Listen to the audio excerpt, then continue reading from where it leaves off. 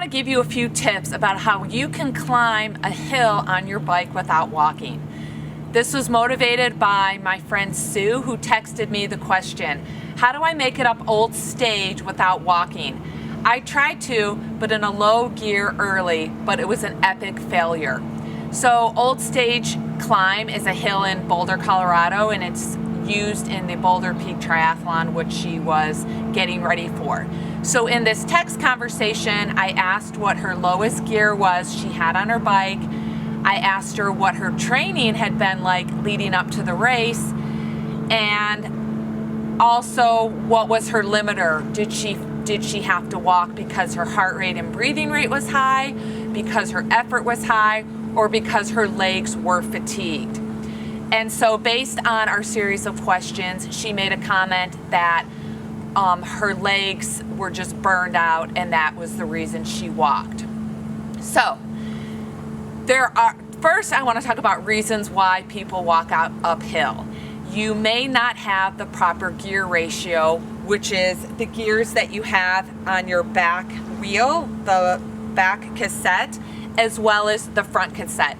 Normally in the front cassette you have two chain rings, and on the back cassette you can have anywhere between 10 and 12.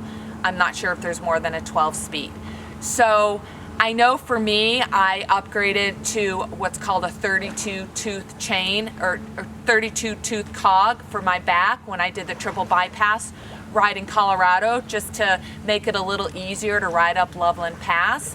So it's important, number one, to make it easier to climb hills, to make sure you have easier gears in your back cassette, such as in Sue's case, I recommended a 32 so she could spin a little bit easier.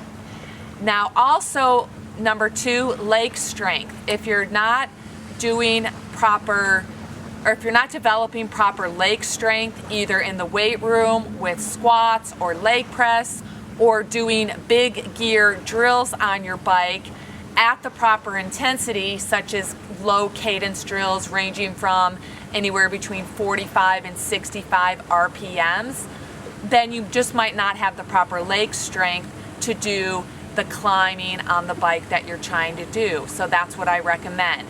Now also doing these big gear drills at the proper intensity, if you're training by power, RPE, or heart rate, you want to be in that zone 3, zone 4 heart rate, power, or RPE range 6 to 8, zone 4 threshold, and or VO2 max, and you want to make sure you progress that over the course of the season. You don't just want to do big gear drills in heart rate, power, RPE of zone 1, because that's not going to help you develop the proper leg strength. Number 3, it's really important to do a series of hill climbing terrain in your training. So a follow-up question was how to best prepare for hill training if you're training indoors on the bike, and I already answered that question. Doing a lot of big gear drills at a zone 3, zone 4 intensity indoors will help prepare you for riding hills outdoors if you don't have access to climbing hills in your area that you train in. Now also we talked about when to change the gear. Again, as you're climbing the hill, it's important to keep tension on your chain, but you also don't want to spin out. Sometimes, the grade could get very steep very fast and then level out, and you're spinning too much and then get very steep very fast. So you definitely want to be in your small chain ring, which means you're in the smallest cog in front, and then you can change your cogs by shifting gears in the back. So you just need to get comfortable with shifting gears on your bike while you're climbing. But like I was talking about, is you don't want to spin out. If you spin out and you're actually spinning too fast while you're going uphill, that's also going to burn your legs out, and it's going to increase your breathing rate, and it may cause you to unclip, reset, and then clip in again and get that tension, so you're not spinning so much, but you're trying to get in that, I'm just going to say 70 RPM range. Again, it just depends on the nature and the grade of the hill. When you're climbing, when your legs start to burn or when you start to feel like you're grinding and barely turning the crank, well, you obviously need to switch gears to an easier gear. If you don't have any more gears to shift to, go to what I recommended at the beginning and get a different cassette on your back wheel so you have more gears and easier gears to shift to. Now, I think the main thing that happens when you unclip going uphill and you have to walk is it's definitely a mental mindset.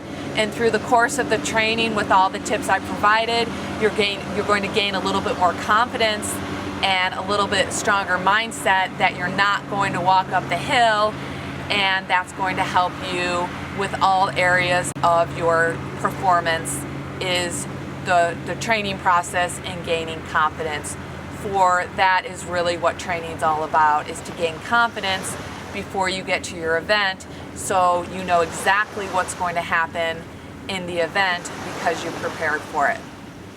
If you have any questions, I'd love to hear from you. Either comment below or join the chatter in our T2 Endurance group. I happen to know Sue, so she sent me a text message, but you could also email me, t2coachwendy@gmail.com, with any questions you have, and I will either email you back, text you back, or create a video. I hope you make it a great day.